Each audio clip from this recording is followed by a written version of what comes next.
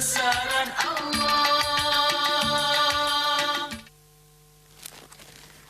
Pemirsa TVRI, kita telah saksikan tayangan bagaimana Allah begitu mengistimewakan hambanya yang bernama Syafi'i. Terharu rasanya kita melihat makamnya yang begitu indah, dimuliakan di dunia dan pastilah lebih mulia lagi di sisi Allah Subhanahu wa Ta'ala. Baik pemirsa, jangan lupa Anda menelpon ke 574 1435 dan 574 1501 untuk jawaban kuis kita nanti. Kita temui sekarang narasumber kita, Ustadz Umar dan Pak Jody. Kita berbagi ini dengan pemirsa ya mengenai Imam Syafi'i. Saya nggak bisa berdusta bahwa saya menyaksikan gambar itu serasa mau menangis itu ya Pak Umar ya. Begitu kemuliaan yang diberikan di dunia saja itu kepada ulama besar seperti itu. Subhanallah gitu. Rasanya kayaknya benarlah kata sabda Rasulullah itu, setiap 100 tahun itu Ustaz akan ada pembaharu ulama begitu ya, bunyinya bagaimana Ustaz persisnya? Pembaharu urusan agama. Yang memperbaharui urusan agama.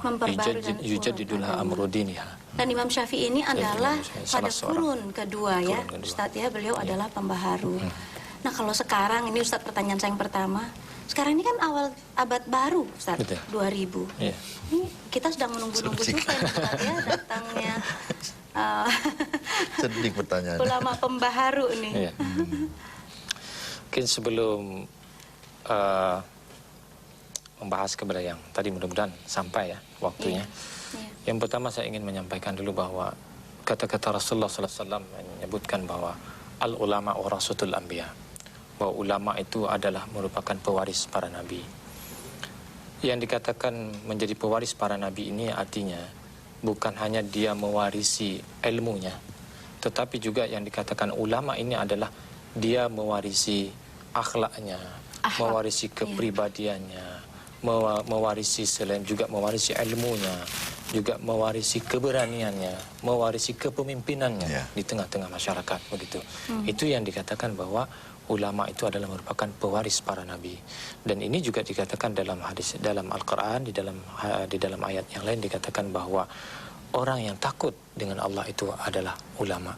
Jadi hakikat seorang ulama itu adalah orang yang takut dengan Allah. Jadi walaupun bukan ada kiai hajinya apa gitu, kalau takut kepada Allah tetap bisa disebut ulama ya. Mungkin begitu ya. Tapi tentunya untuk datang rasa takut ini kan perlu satu proses ya, perlu proses hidayah ilmu dan lain sebagainya.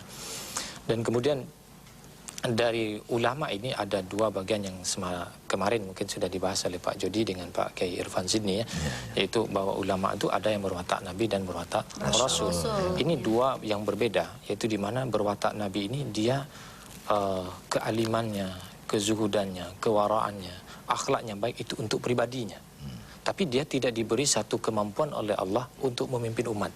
Oleh karena itu Nabi kan tidak wajib untuk menyampaikan kepada umat ya. Rasul, ya. Tetapi dengan pribadi, dengan akhlak yang begitu baik itu, dengan ibadahnya yang banyak dan begitu halus ya, itu menjadikan orang lain tertarik dengan dia. Imam Syafi'i ini termasuk ulama berwatak. Nah, Imam Asy-Syafi'i ini adalah ulama yang berwatak Rasul. Sebab apa? Sebab pada ulama yang berwatak Rasul ini diberi kemampuan oleh Allah untuk memimpin. Ini bukan sesuatu mudah untuk memimpin, sebab dia ada sesuatu yang Allah beri kepada diri orang itu. Syafi'i ini kita melihat dia adalah orang yang diberi watak sebagai seorang pemimpin, ya, memimpin umat dan menyampaikan kepada umat, sehingga kita melihat bagaimana kebesaran Imam Syafi'i. Dalam umur 9 tahun dia sudah hafal kitab Muwatta. Kitab Muwatta itu adalah 10.000 hadis dalam kitab itu yang dikarang oleh yang ditulis oleh 10.000 hadis. Itu kitab Muwatta ini kitab sebelum Bukhari Muslim ya. Nah, ini jadi jauh sebelum Imam Bukhari dan Muslim. Dan ini ditulis oleh Imam Malik. Dan ini sebenarnya dihafal oleh Imam Syafi'i sebelum dia datang ke Mekah untuk belajar dengan Imam Malik. Jadi ketika Imam Malik sendiri kaget bahwa Imam Syafi'i itu bisa membacakan kitab Muwatta, itu dites sebelum pertemuannya dengan Imam Malik. Sebelum pertemuan dia sudah hafal, sudah menghafal dari kitab. Jadi begitu datang, jadi surprise sekali begitu datang tuh dan begitu tahu Imam Malik bahwa Imam Syafi'i itu adalah bisa menghafal kitab Muwatta, dites tanpa membaca kitab dihafal satu persatu dia. Yang pada kemudiannya Imam Syafi'i diberi amanah untuk mengajar murid-murid Imam Malik. Ini ada yang menarik dari ungkapan Imam Malik kepada muridnya berarti ya, Imam Syafi'i. Ya, Imam Syafi'i dan murid kepada Imam Malik. Allah memberi nur, cahaya di hatimu ya. Terharu deh kalau bicara begitu. Tapi apa gitu, kayaknya ada pesannya tadi di dalam film juga disebutkan ya Pak, asal di dalam tayangan asal engkau kalau nggak salah jangan berbuat maksiat gitu kan ya. Apa pandangan Pak Jody ini sebagai pengamat sosial? Saya sama seperti Mbak Neno, saya melihatnya begitu terharu dan luar biasa nih Imam Syafi'i. Luar biasa. Pertama saya lihat dia multi karakter juga multidisipliner dalam keilmuan. Ya. Kalau menyambung tadi Ustadz Umar tadi katakan bahwa beliau ini bersifat pemimpin agama yang bersifat kerasulan, ya, berarti dia mempunyai suatu balancing otak kiri dan otak kanan, kemampuan yang sama. Kalau kenabian barangkali penuh dengan keibadahan saja tanpa ada suatu intuitif dan sebagainya ya, otak kanannya saja yang berperan ya. Skillsnya tinggi ya Pak. Sementara kalau sini kan balancing antara mathematikalnya, logical ability-nya kuat, sementara intuitif juga tacit knowledge-nya. Ini yang kompleks sehingga saya semakin tercengang lagi beliau itu juga paham ilmu kedokteran, ahli memanah, jago perang. Sementara umur 7 tahun, dia begitu kuatnya. Ya subhanallah, Allah telah memberikan suatu kelebihan yang luar biasa kepada Imam Syafi'i. Yang menarik memang betul seperti Mbak Neno bilang tadi, adalah kata-kata dari Imam Malik bin Anas yang mengatakan bahwa engkau telah didorong dan diberikan sinar oleh Allah di hatimu. Jagalah sinar itu, janganlah sinar itu redup atau padam oleh perbuatan maksiat. Nah inilah yang kadang-kadang di Indonesia atau dikatakanlah di kita lah, alam kita ini. Menarik ini kajiannya. Kajian. Banyak orang yang sudah, saya juga mengingatkan buat diri saya juga ya Mbak Neno ya. Iya betul Pak. Kita sudah begitu mengakumulasikan semacam seluruh kebaikan, manfaat yang kita hasilkan kalau kita akan kembangkan itu luar biasa. Kita kumpulkan ibadah dia, kita mulai banyak. Tapi begitu kita tergelincir oleh satu perbuatan maksiat, baik sengaja ataupun tidak sengaja, kasihan sekali sinar itu yang diberikan Allah. Saya itu pernah dengar ya untuk penghafal Quran. Saya kebetulan berteman dengan guru-guru para penghafal Quran. Konon memang begitu Pak. Jadi kalau hafalannya itu hilang, kalau yang tadinya sudah terkonsentrasi dengan baik, katakanlah begitu, dia langsung pecah. Kira-kira begitu kan? Ini sangat menarik Pak Jody. Kita mau tanya sama Ustadz Umar. Ini kalau kita, saya ibu ya Pak ya, saya ibu 3 anak. Saya sebetulnya ingin sekali anak saya bisa hafal Quran. Ini menarik sekali. Bisa nggak Ustadz Umar beri gambaran seperti apa sih ini? Tadi udah diserangkan sedikit di dalam tayangan. Tapi ibu yang macam apa ini yang bisa melahirkan anak sehebat ini? Ya Pak Jody ya? Iya, karena ibu yang menonjol di sini, ibunya juga ikut berperan nih, Ustadz Umar nih datanya. Ya memang tidak lepas dari peranan seorang ibu daripada lahirnya seorang anak yang soleh ya. Apalagi Imam Syafi'i ini bukan sembarang orang, tetapi orang yang tentu sudah disiapkan oleh Allah SWT, tentu daripada benihnya pun sudah disiapkan oleh Allah Ta'ala. Apalagi keturunannya pun mereka bersambung ataupun ada berkait dengan Rasulullah SAW ya. Dan ibunya juga terkenal adalah seorang ibu yang sangat soleh ya, seorang ibu yang solehah yang mendidik anaknya yaitu Imam Syafi'i.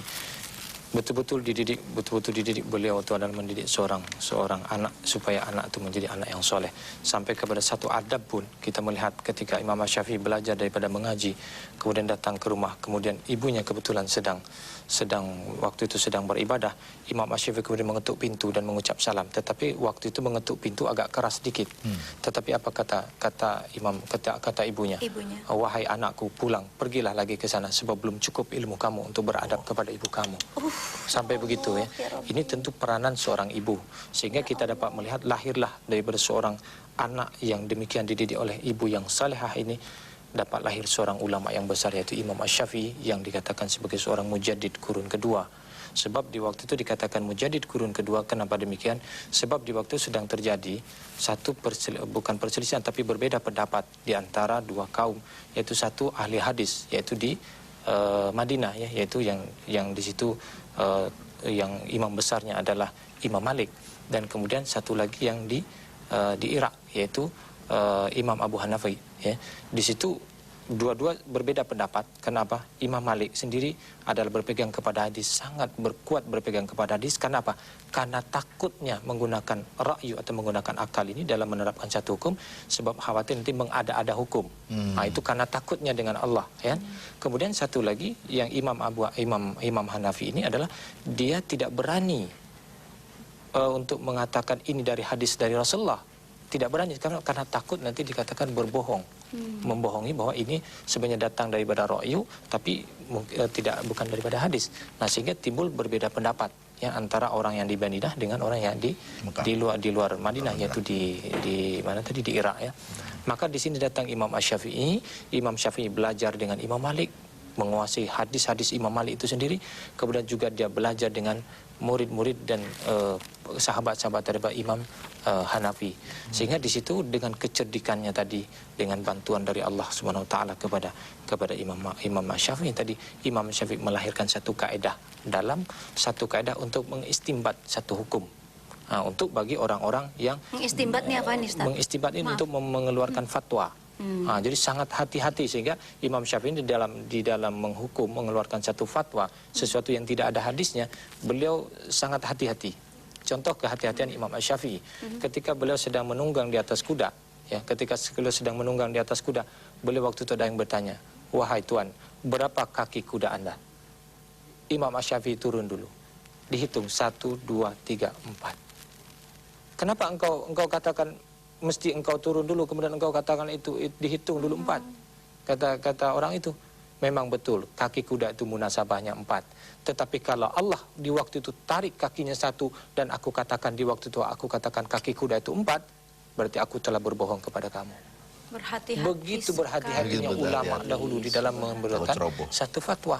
Nah, inilah yang dikatakan juga di waktu itu adalah Imam Asy-Syafi'i sebagai seorang mujaddid, sebab beliau mengeluarkan satu kaedah, ya, satu kaedah. Bukan dikatakan mujaddid ini bukan berarti dia membawa satu agama baru, tetapi membawa satu kaedah penerapan hukum daripada Al-Quran dengan